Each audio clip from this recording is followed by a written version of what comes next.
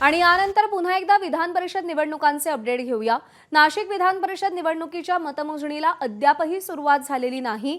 अपक्ष उमेदवार गोकुळ गीते यांनी आक्षेप घेतलेला आहे। गोकुळ गीतेंच्या आक्षेपावर निवडणूक निर्णय अधिकाऱ्यांसमोर सुनावणी सुरू आहे। नेमका कोणत्या मुद्द्यावर आक्षेप घेतला हे अजूनही स्पष्ट झालेलं नाहीये, पण नाशिकमध्ये अजूनही मतमोजणी सुरू झालेली नाहीये। नाशिकच्या विधान परिषद निवडणुकीमध्ये आता ट्विस्टवर ट्विस्ट पाहायला मिळतंय। मुकुल कुलकर्णी आपले प्रतिनिधी आपल्याला अधिक अपडेट देतील। मुकुल, नेमक्या काय अडचणी आलेल्या आहेत मतमोजणीमध्ये? काय आक्षेप आहे गोकुळ गीतेंचा? नेमकं काय घडतंय?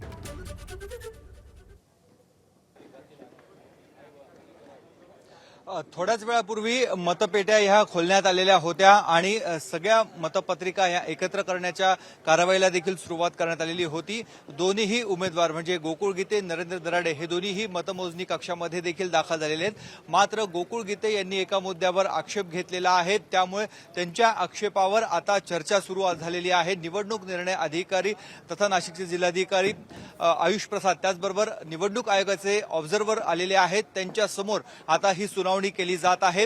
गोकुळ गीते यांच्या शंकांचं निरसन करण्याचं काम देखील सुरू झालेलं आहे। त्यामुळे अद्याप एका बाजूला मतपत्रिकांची मोजणी सुरू करण्यात म्हणजे वैध अवैध मतांची सरमिसळ करण्यामध्ये एका बाजूची कार्यप्रणाली सुरू असताना दुसऱ्या बाजूला अशा स्वरूपाच्या आक्षेपावर आता सुनावणी झालेली आहे। ती सुनावणी जोपर्यंत पूर्ण होत नाही, जोपर्यंत शंकांचं निरसन होत नाही, तोपर्यंत पुढची प्रक्रिया पूर्ण होणार नाही। परंतु आता सध्या नाशिकच्या विधान परिषद निवडणुकीच्या मतमोजणीला काही प्रमाणामध्ये संथ गती आल्याचं बघायला मिळत आहे। मुकुल, ही सुनावणी पूर्ण होऊन प्रक्रिया पार पडायला साधारण किती वेळ लागू शकतो, काय अंदाज?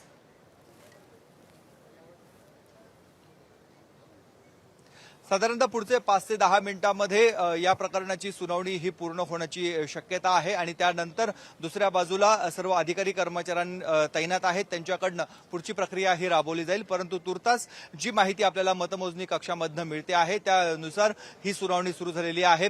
जे आक्षेप गोकुळ गीते यांनी घेतलेले होते त्या आक्षेपावर आता पुढचे सुनावणी करण्याचं काम सुरू झालेलं आहे। माध्यमांना मतमोजणी कक्षामध्ये प्रवेश देण्यात आलेला नाही, त्यामुळे नेमकी कुठल्या विषयावर आक्षेप घेतलेला आहे ते अद्याप समजू शकले नाही, परंतु थोड्याच वेळामध्ये या संपूर्ण गोष्टी स्पष्ट होणार आहेत। ठीक आहे मुकुल, अपडेट जाणून घेत राहू। तुर्तास धन्यवाद।